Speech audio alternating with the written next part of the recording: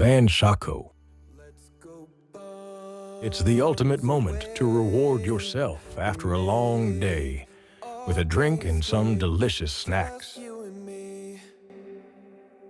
Living in a daydream.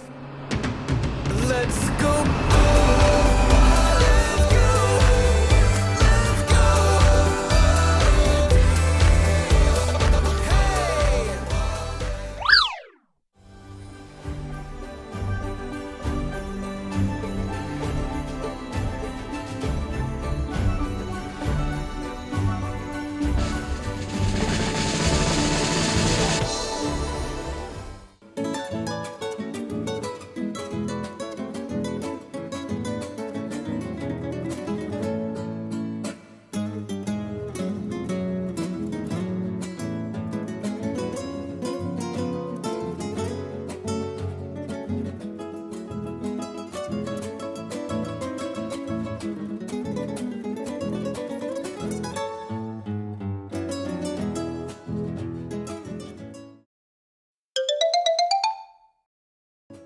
At the main theater of the Palacio de Bellas Artes, opera and ballet performances are held, making it a popular spot visited by many tourists.